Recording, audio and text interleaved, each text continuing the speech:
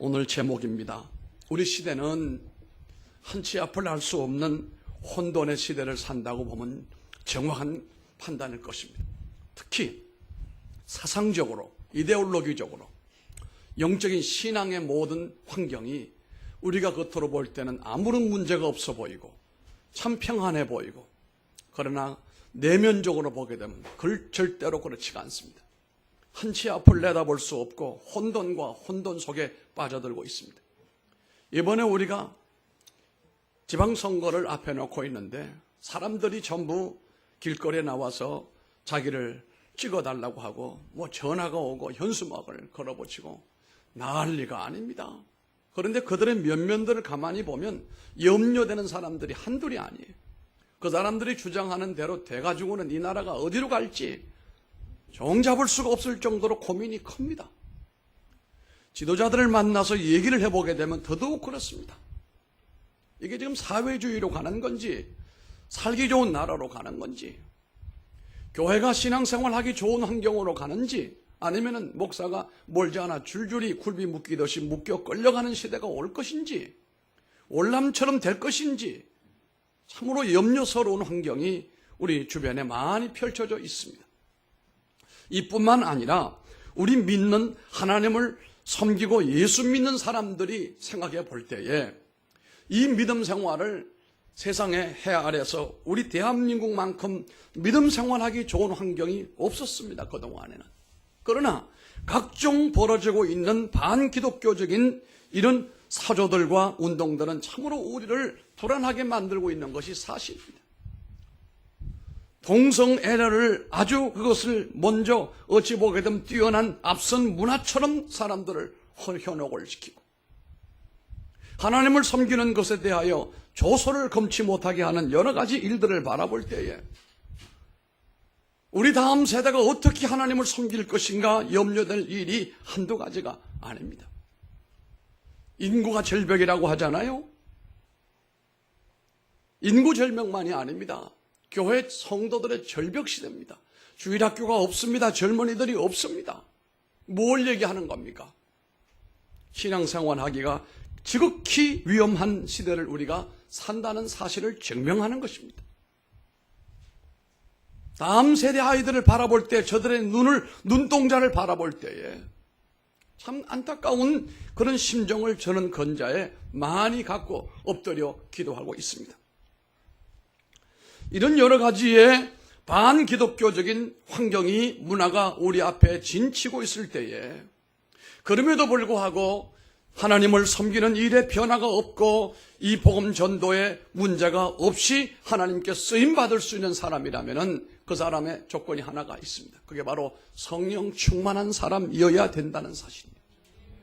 성령 충만함을 통해서 위로부터 오는 하나님의 그 파워를 통해서 그 능력을 내가 가지고 일하지 않고서는 도저히 우리의 환경, 여건, 이 상황에서 하나님을 섬길 수가 없다는 얘기예요.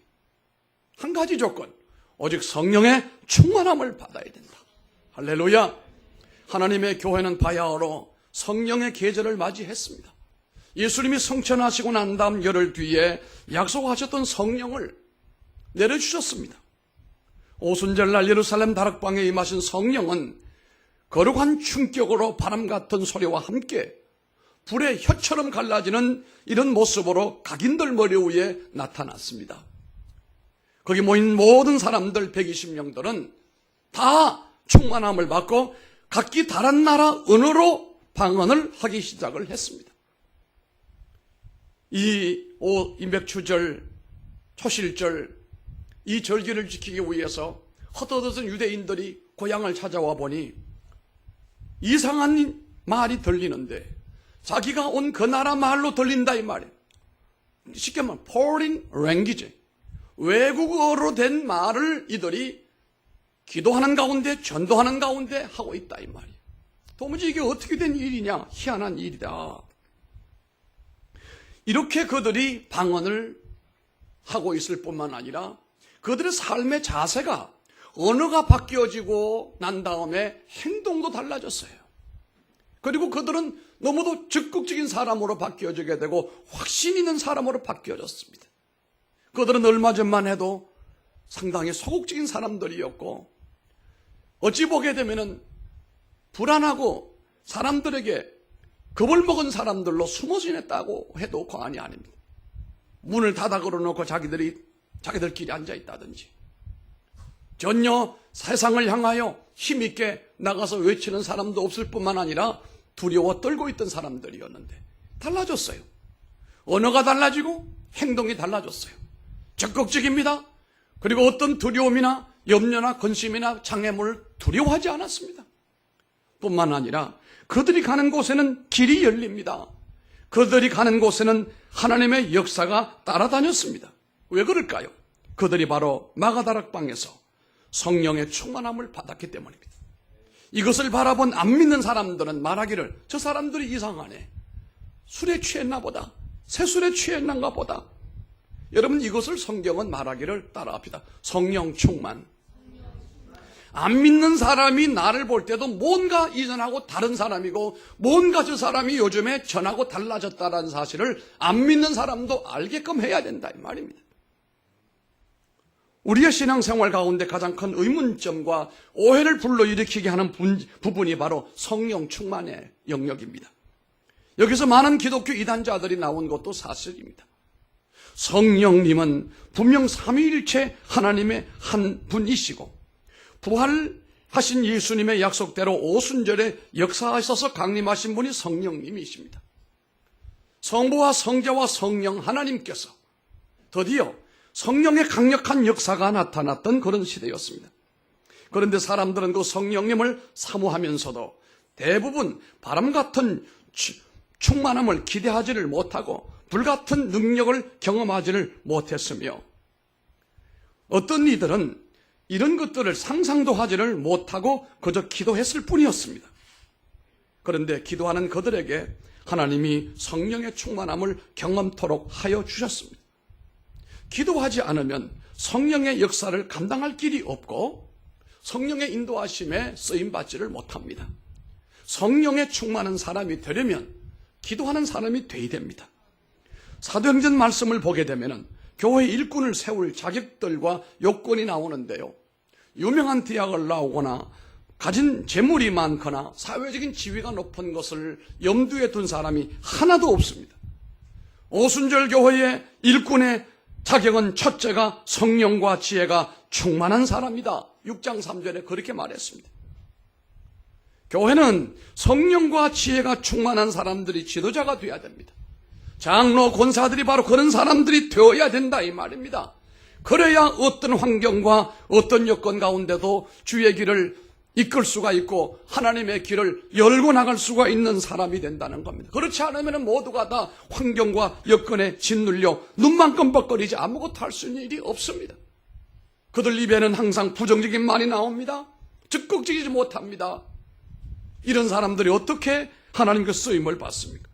성령 충만이 하나님의 일을 함에 있어서 가장 기본적인 기준이었다는 사실입니다.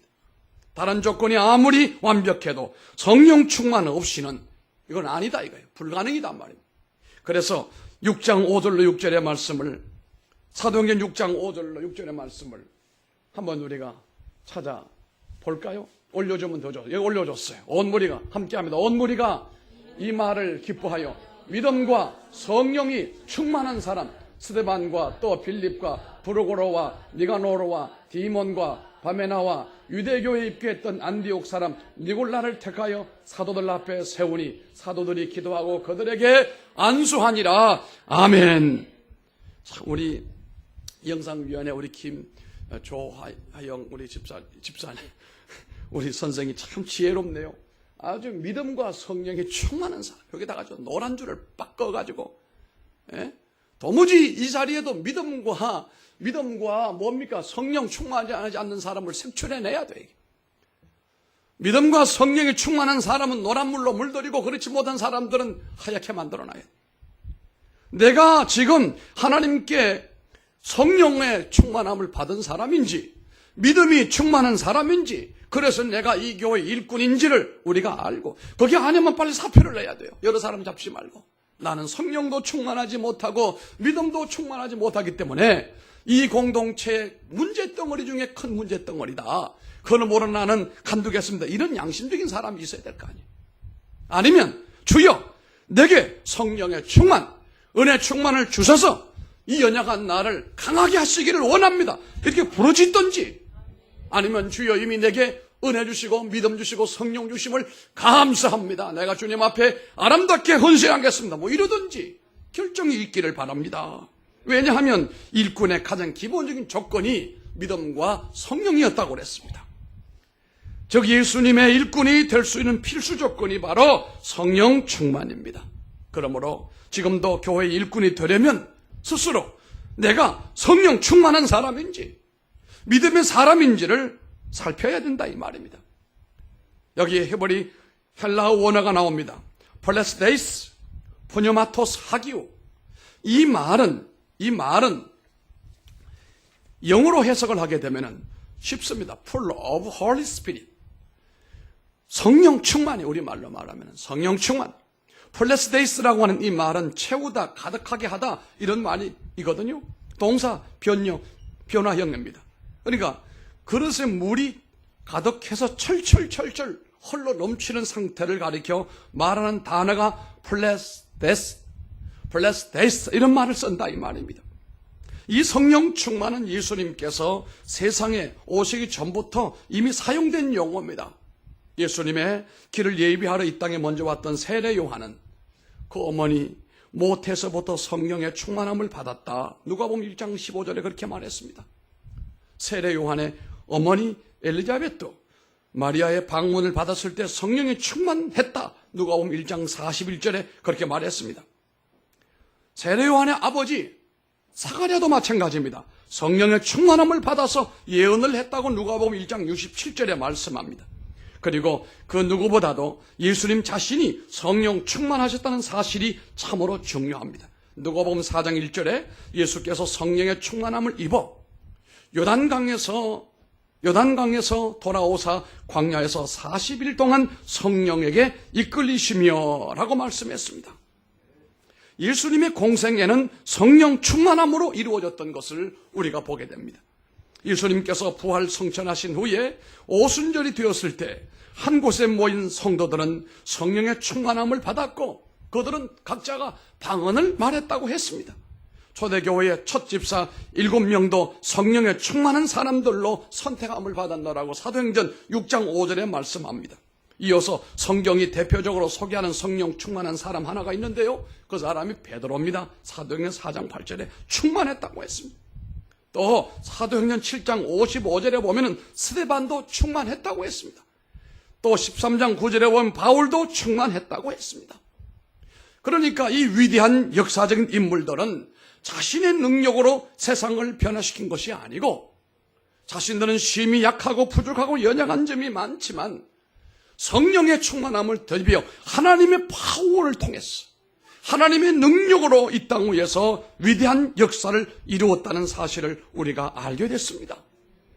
이러므로 오늘처럼 우리가 믿음 생활하기가 어렵고 힘들고 교회가 지금 절벽으로 나가는 직전에 놓여있는 이 시대에 여전히 우리가 오순절 같은 성도들이 되어서 하나님의 교회를 부흥을 시키고, 아멘, 하나님의 교회를 부흥을 시키고 집안의 신앙을 불같이 일으켜야 된다 이 말이에요. 내가 볼 때는요, 이대로 가면은 3년 5년 안에 우리 가운데도 절반 이상은 교회 안 나올 거예요. 점점 힘이 들어요. 그러나 은혜가 되고 성령이 된 사람은 아무도 그 사람을 통제할 수가 없습니다. 왜? 하나님의 능력으로 믿음 생활하니까, 하나님의 능력으로 하나님을 섬기는 사람이 되니까, 하나님의 능력으로 사업도 하고 직장 생활하니까 문제될 게 없어요.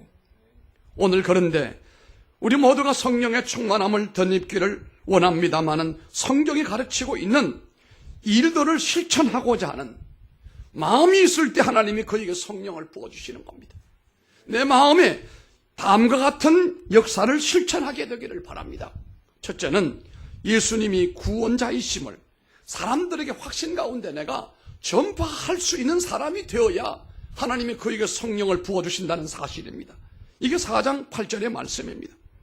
사도행전은 어떤 사람이 공회 가운데 우뚝 서서 예수님의 부활을 외치는 장면을 보여주고 있어요. 여러분, 공회라고 하는 것은 오늘 우리가 말하는 국회의사당 같은 곳입니다. 많은 사람, 똑똑한 사람이 모인 가운데 거기서 서서 외치는 사람이 있었다고 그랬습니다. 며칠 전에 예수님을 고소하여 십자가에 못 박아 매달게 했던 그 사람들이 모여있는 데가 공회였습니다. 무서운 자리였습니다. 그런데 오늘 그 자리에 초라한 한 남자가 사도행전 4장 11절로 12절에 보니까 이런 말을 합니다. 예수는 너희 건축자들의 버린 돌로서 진모통 위에 머릿돌이 되었느니라. 다른 이로서는 구원을 받을 수가 없나니 천하 사람 가운데 구원받을 만한 이름을 우리에게 주신 일이 없습니다. 이렇게 외쳤어요. 이렇게 외쳤어요. 사람들이 깜짝 놀라서 그를 쳐다보았습니다. 그 사람 얼굴에는 확신이 가득 찼습니다. 담대함이 있었습니다. 이 사람이 누굽니까? 그 사람이 바로 베드로였습니다. 얼마 전에 예수님을 모른다며 심부름꾼들 앞에서 3번이나 부인하고 도망쳤던 그 수제자가 지금 어떻게 달라졌습니까? 성령이 충만하게 된 까닭이 뭡니까? 성령 충만은 예수님의 구원을 믿고 전파하는 일과 가장 밀접한 연관성이 있다는 겁니다. 예수님을 믿고 이 복음을 전파할 일이 없는 사람에게는 하나님의 성령을 부어줄 필요가 없는 사람이에요. 못하러 성령을 부어주십니다. 성령을 부어주실 이유는 이 구원의 확신과 더불어 나가서 복음을 전파하라 이거예요. 사람들에게 예수를 전하라 이거예요. 이 마음이 없는 사람은 성령을 받기를 생각하지도 말아야 줄 필요가 없다 하나님께서는. 그런 마음에 간절한 사람들에게만 하나님이 성령을 부어주신다는 사실이에요. 예수님이 구원의 주님이심을 여러분은 믿기가 어렵습니까? 예수님은 주님이라고 입을 열어 전파하기가 곤란합니까? 상대의 위세에 겁이 나서 내가 그리스도인이라는 것을 감추고 싶습니까? 이런 사람은 문제거리입니다. 이런 사람은 정말로 마귀의 먹잇감이 될 가능성이 높은 사람입니다. 이 사람은 성령 충만하지 못한 증거입니다. 그러나 이런 것들 아랑곳하지 말고 시간을 어떤지 못 어떤지 기회가 나든지 안 나든지 마음에 감동되는 대로 내가 내 친구들이든 내 직장 동료들이든 주변 사람들에게 예수를 믿으라고 전할 수 있는 사람, 이런 마음의 준비가 되어 있는 베드로 같은 사람에게 성령의 충만함을 하나님께서 부어주시는 겁니다. 두 번째는 천국에 가게 될 것을, 천국 갈 것을 확실히 믿는 믿음이 있어야 성령을 부어주십니다. 이게 7장 55절의 말씀입니다. 7 집사 가운데 대표적인 사람이 스데반이라는 사람입니다. 이 스데반은 내가 늘 말하는 대로 초대교회의 꽃봉오리 같은 사람입니다. 채 피지도 못하고 잔뜩 봉오리를 만들긴 했는데 피지를 못했다. 왜? 순교를 당했으므로. 그러나 그 한 사람의 영향은 많은 사람들에게 큰 감동을 주고 그 한 사람 때문에 여러 사람들이 감동을 입음으로 도리어 초대교회가 엄청난 역사가 일어나게 된 겁니다. 교회를 핍박하는 사람들에 의해서 테러를 당하고 일찍이 하나님의 품에 안겼던 그 아름다운 순교자 스데반, 그런 자신을 공격하는 사람들 앞에서 천사와 같은 얼굴을 하고 천국을 우러러 바라보잖아요. 이때 하나님 우편에 앉아 계셨던 예수님께서 자신의 영혼을 받으시려고 자리에서 일어나서 응원하시는 모습도 보았습니다. 사도행전 7장 55절로 56절을 한번 우리가 읽어보면 분명하게 해답을 얻을 수가 있습니다. 한번 읽어보십시다. 어디 찬송 한 장 부르려고 해요?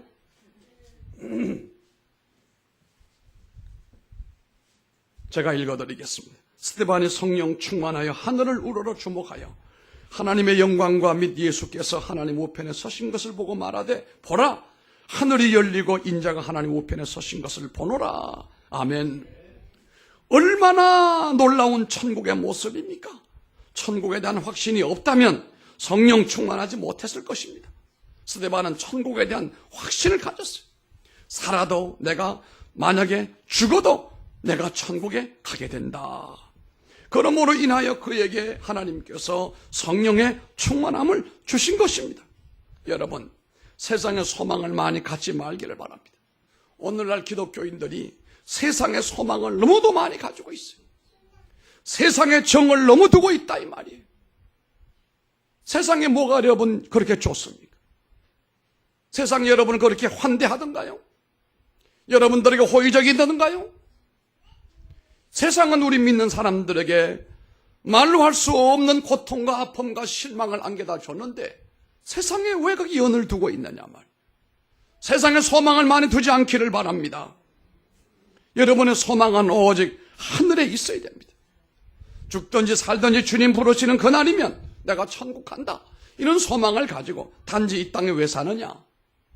주님께서 사명 감당하라고 나를 이 땅에 살게 하신다.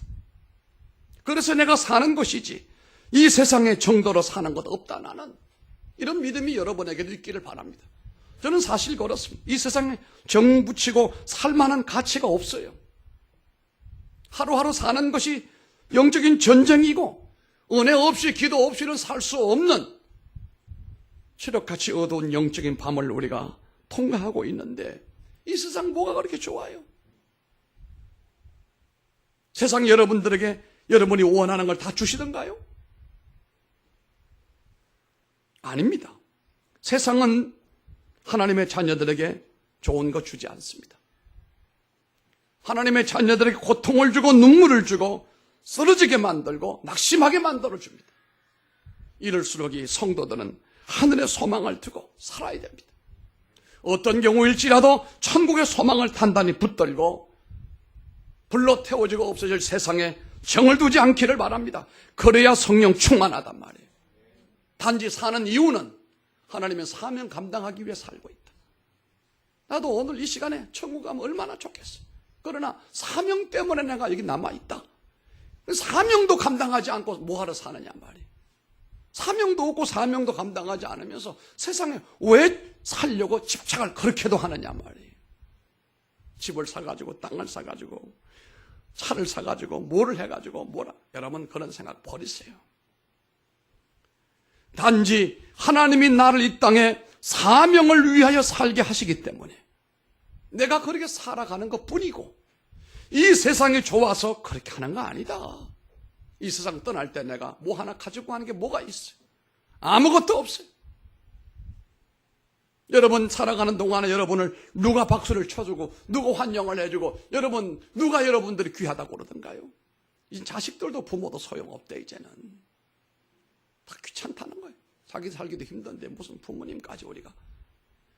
그런데 뭔 세상에 정을 그렇게 두려고 세상에 기대를 그렇게 거느냐 말이에요.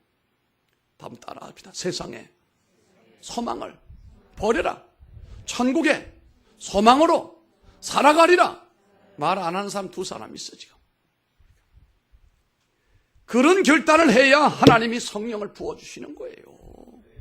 세상 즐거움에 도처가 되어 마치 꿀벌 통에 벌이 빠져 있는 것처럼 허우적거리지 마세요. 세상은 온갖 유혹과 온갖 아름다운 것들을 제공해 주는 것 같지만 절대로 여러분 그거 아닙니다.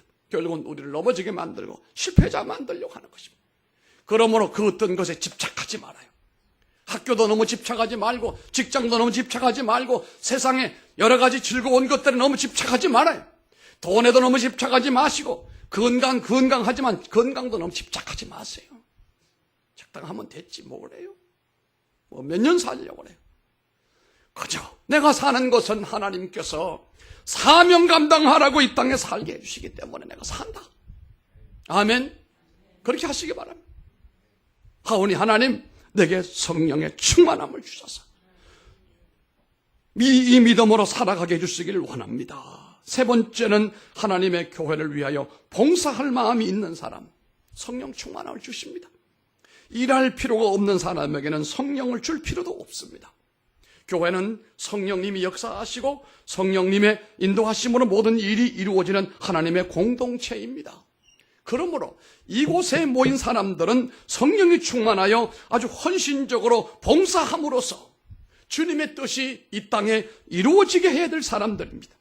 사도행전에 기록된 바나바와 바울은 성령과 믿음이 충만한 사람들로서 이 교회의 기초를 닦는 일에 큰 공로를 했습니다. 큰 무리가 교회에 이분들 때문에 모여들었습니다. 선교 위대한 열매가 맺히기 시작을 했습니다. 여러분, 이 교회가 여러분 때문에 부흥되는 교회가 되기를 바랍니다. 아무개 때문에 사람들이 모여들게 되기를 바랍니다. 바나바는 예루살렘 교회에 파송을 받고 안디옥에 온 일꾼입니다. 예루살렘 교회를 섬기던 사람이었어요. 예루살렘 교회를 섬길 때도 원체 가난한 사람들이 많을 때 자기 땅을 내어놓고 그것을 가지고 그들의 구제 사업을 했던 사람입니다. 사도행전 11장 24절에 보면은 바나바는 착한 사람이요. 따라합시다. 바나바는 착한 사람이요. 함께 합시다. 성령과 믿음이 충만한 사람이라 이에 큰 무리가 죽게 더하여지더라. 바로 이겁니다.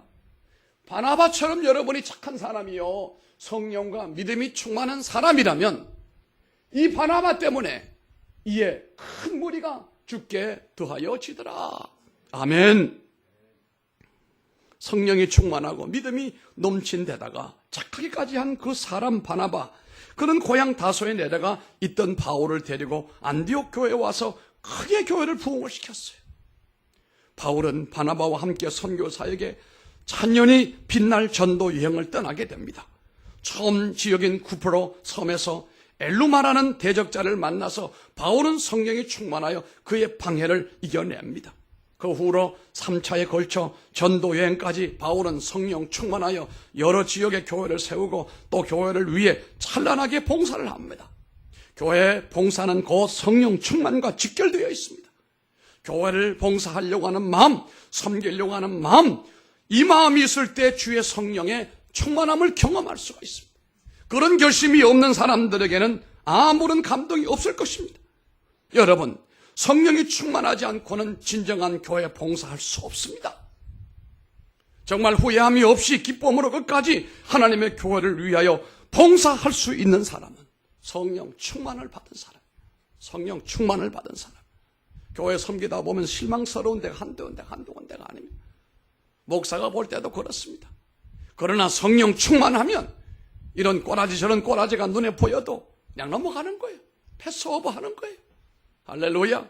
성령이 충만하면 하나님의 의를 실현하게 되고 하나님의 나라를 얻으며 하나님의 교회를 확장할 힘을 얻게 돼가지고 아무개 때문에 교회가 부흥되고 성장한다 이 말이에요. 할렐루야. 이 말씀을 깨달은 우리들은 베드로처럼 예수님의 구원을 확신 있게 선포하고 스데반처럼 천국에 갈 믿음을 확실히 가지고 바나바와 바울처럼 교회를 위해 헌신 봉사할 마음을 굳게 갖기를 바랍니다. 그리고 주님 앞에 하기 때문에 성령의 충만함을 주시기를 원합니다. 부르짖기를 바랍니다. 한 달 동안 우리가 새벽 부흥을 하는 동안에 우리 모두가 성령의 세례를 받고 능력을 받고 권능을 받아서 말이 다르고 행동이 다르고 내용이 다른 역사가 우리 가운데 일어나게 되기를 주님 이름으로 축원합니다. 기도하겠습니다. 존귀한